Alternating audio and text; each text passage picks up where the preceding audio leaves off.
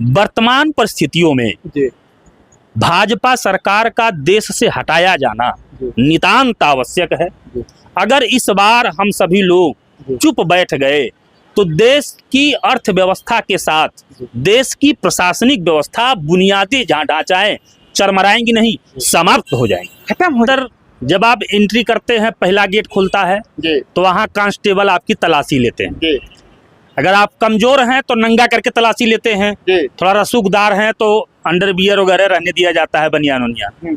तलाशी में जो पैसे निकलते हैं वो आधा पैसा वही कांस्टेबल ले लेते हैं कि और कमजोर हैं तो पूरा ले लेते हैं, ये कह करके कि अंदर पैसा ले जाना अलाउ नहीं। अन्य कैदी हैं उनको अन्य कैदियों को नियंत्रण करने और वसूली करने के लिए जेलर साहब नियुक्त करते हैं। मतलब कैदी से कैदी ही वसूली करता हाँ, है। जेल में सिपाही कम होते हैं, कैदी ज्यादा कर्मचारी होते हैं।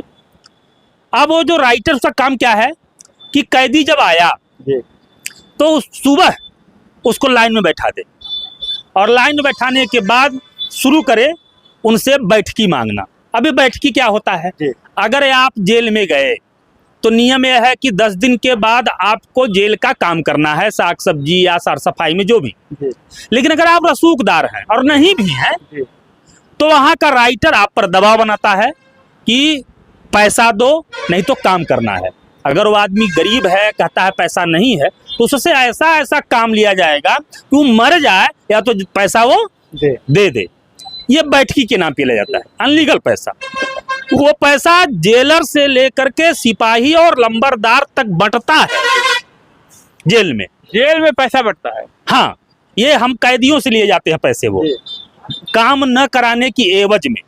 अब आप ये भी कह सकते हो, आपके श्रोता देखने वाले कह सकते हैं कि भाई वो काम न कराने के लिए पैसा ले रहा है तो क्या गलत कर रहा है। तो यानी अगर आप अपने साथियों से मिलने के लिए जा रहे हैं महीने में 10 बार तो समझिए कि जेल में जो बंद साथी है उसका 5,000-4,000 रुपया घूस में चला गया। महीने में हम जेल में गए तो हमारी आंखें फटी की फटी रह गई कि दुनिया कहती है बाहर भ्रष्टाचार है, उसका बाप तो जेल के अंदर भ्रष्टाचार है। मतलब बाहर से ज्यादा जेल के अंदर भ्रष्टाचार है। बाहर के भ्रष्टाचार में आप बार्गेनिंग कर सकते हैं, भैया 5,000 नाई बाचारे देवे, जेलियम नाई, जेलियम 300 बात 300 दे, फिक्स है वहाँ पे, फिक्स है।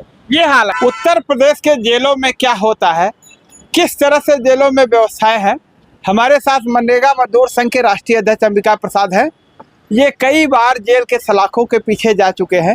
संत कबीर नगर, गाजीपुर, देवरिया सहित कई जेलों में ये बंद हो चुके हैं। आज हम इनसे जानेंगे कि जेलों के बाहर की, आप लोगों ने कहानी बहुत सुना होगा, देखा होगा कि जेलों में क्या होता है, इसके बारे में आपको जानकारी नहीं है। ये जेल की सजा काट चुके हैं, इनसे जानेंगे कि जेलों में क्या व्यवस्थाएं होती है। और आप जेल गए थे तो वहाँ पे क्या क्या हुआ आपके साथ? भ्रष्टाचार बताऊं जेल का? सारी चीजें बताइए। जेल के अंदर जब आप एंट्री करते हैं, पहला गेट खुलता है तो वहाँ कांस्टेबल आपकी तलाशी लेते हैं। अगर आप कमजोर हैं तो नंगा करके तलाशी लेते हैं, थोड़ा रसूखदार हैं तो अंडरवियर वगैरह रहने दिया जाता है, बनियान उनियान। तलाशी में जो पैसे निकलते हैं वो आधा पैसा वही कांस्टेबल ले लेते हैं कि और कमजोर हैं तो पूरा ले लेते हैं, ये कह करके कि अंदर पैसा ले जाना अलाउ नहीं। चलिए आप अंदर पहुंचे।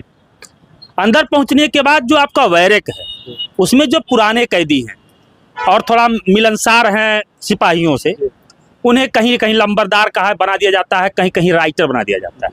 ये लंबरदार राइटर क्या होते हैं? ये जो पुराने कैदी हैं उनको अन्य कैदियों को नियंत्रण करने और वसूली करने के लिए जेलर साहब नियुक्त करते हैं। मतलब कैदी से कैदी ही वसूली करता है। हाँ, जेल में सिपाही कम होते हैं, कैदी ज्यादा कर्मचारी होते हैं।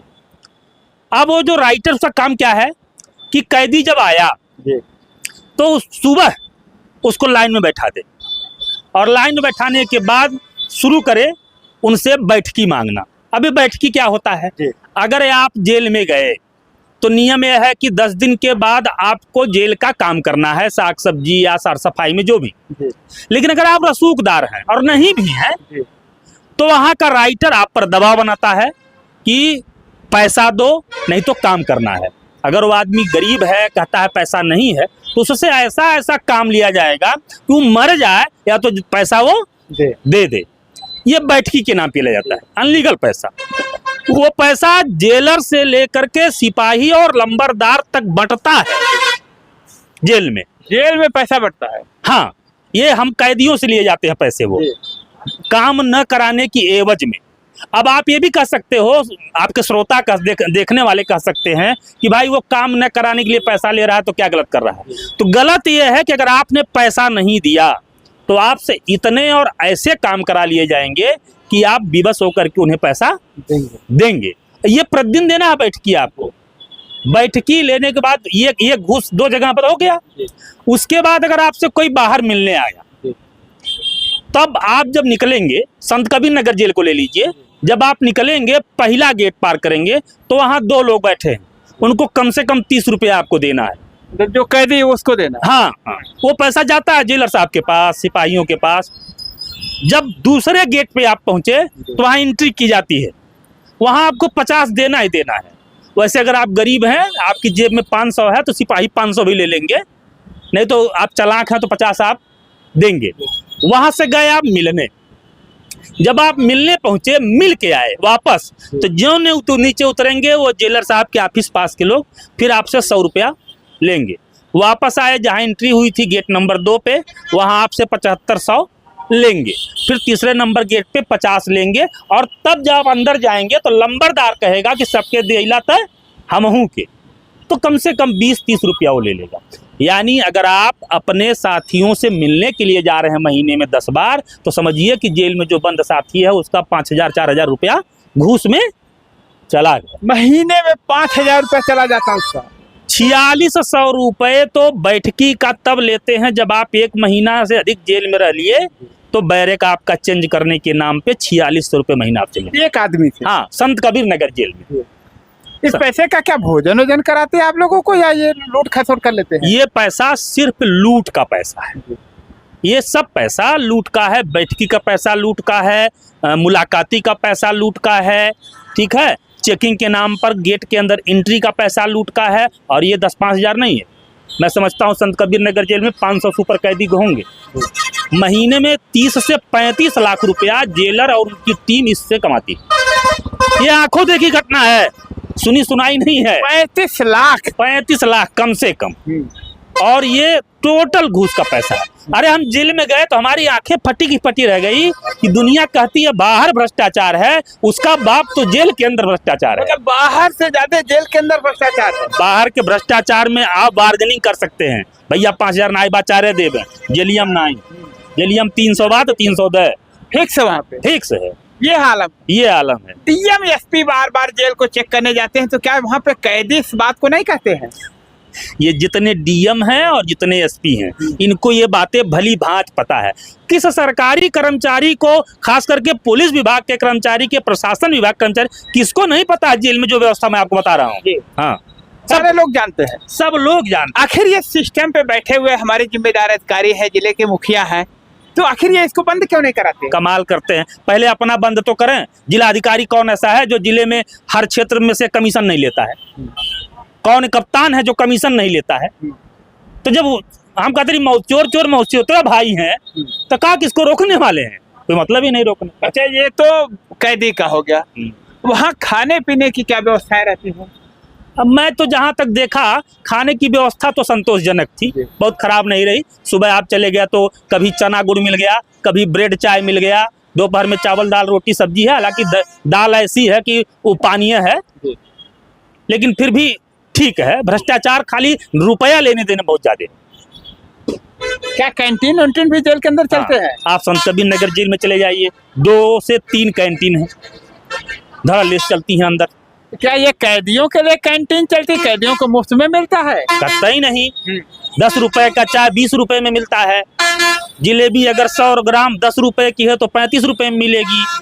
अरे इतना का जेल हाँ बनता है कि बाहर से लेकर? नहीं, बनता है भाई साहब। जेल के अंदर सुरती जाता है, जेल के अंदर बीड़ी जाता है, जेल के अंदर सिगरेट जाता है। जाता क्या नहीं है कैदियों के पास, कीमत लगती है उसकी।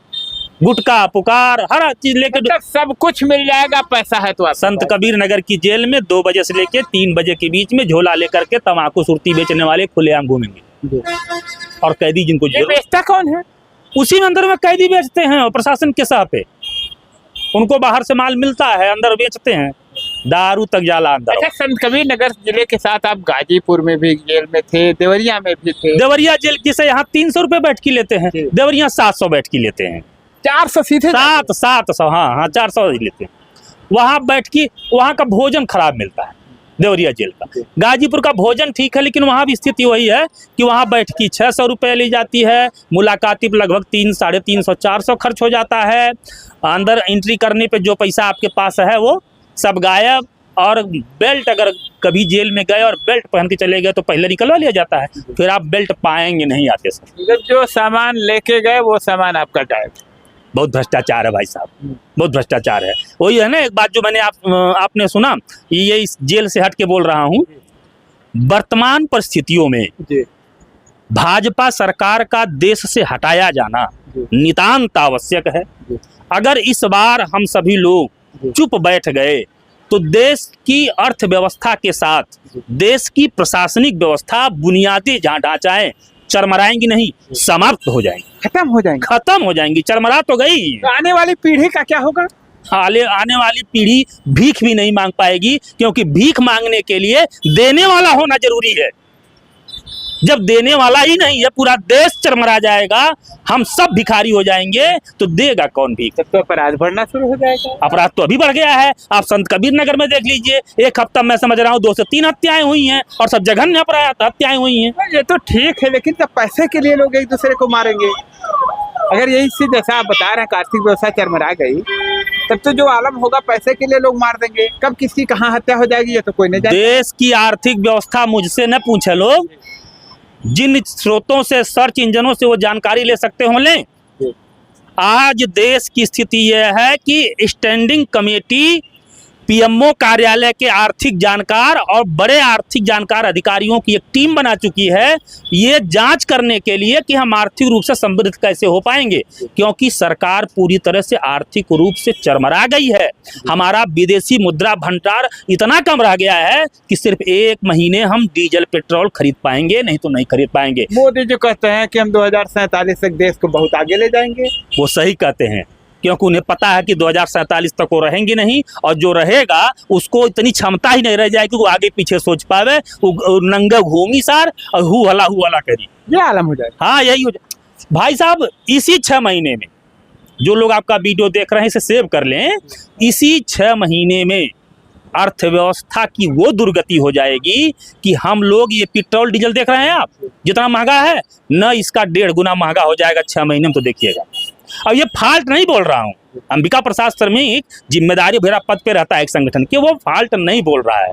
भाई देश की आर्थिक स्थिति इतनी खराब है, हमारे पास डॉलर होगा नहीं तो हम क्रूड ऑयल ले नहीं पाएंगे, और जब क्रूड ऑयल हम कम लेंगे तो यहाँ सप्लाई ज्यादा है, तो सरकार क्या करेगी? उसको रेट बढ़ा देगी, महंगा कर देगी, और ये स्थिति आने वाली है। आप देख लीजिए, ये जो 5 किलो राशन का चल रहा है झुंझुना ने, इस 2027 बीतते यूपी में चुनाव है, तो मान लीजिए 27 तक चला ले जाएं, लेकिन 27 बीतने के बाद अनाज किसी को नहीं मिलना है, क्योंकि अनाज है ही नहीं। 6 लाख करोड़ रुपए हर वर्ष सब्सिडी दी जा रही है, इस पे सरकार नहीं दे पाएगी। 6 लाख करोड़ सब्सिडी है, नहीं दे पाएगी। कहाँ से? इससे ज्यादा तो पता चला अडानी अंबानी का माफ हो जा रहा है सरकार के पास। अडानी अंबानी का जो माफ हो रहा है वो तो कम है। अडानी लगभग 18 एकड़ में छत्तीसगढ़ में अपना एक खदान बना रहे हैं, 7 लाख पेड़ काटे जा रहे हैं वहाँ। मैं देख के आया हूँ आंखों से कि 7 लाख पेड़ काटे जा रहे हैं। 7 लाख पेड़ काटे जा रहे हैं। क्या स्थिति होगी? पर्यावरण का क्या होगा?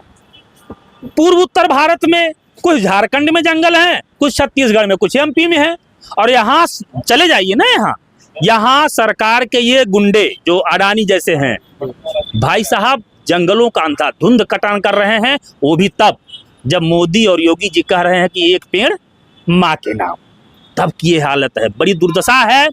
मैं तो समझ गया हूँ, अगर लोग चेते नहीं तो आने वाले समय में तो स्थिति बहुत विकट हो जाएगी। मैं तो समझ गया हूँ कि यह सरकार हटाना देश हित और समाज हित में है।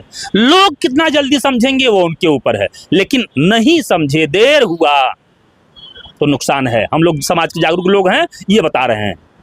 तो अभी आपने देखा कि हमारे साथ ये मनरेगा मजदूर संघ के अंबिका जी थे, और इनसे हमारी बातचीत हुई। जेल के बारे में इन्होंने रूबरू बताया और भारत सरकार के बारे में भी इन्होंने रूबरू बता दिया है कि क्या स्थिति है और क्या स्थिति होने वाली है। इसलिए समय रहते आप लोग चेत जाइए, अन्यथा अंजाम आपके सामने होगा। अंबिका प्रसाद जी की बातों पे आपकी क्या राय है, कमेंट करके बताइए। मिलते नई जगह पे नई वीडियो के साथ, तब तक के लिए नमस्कार।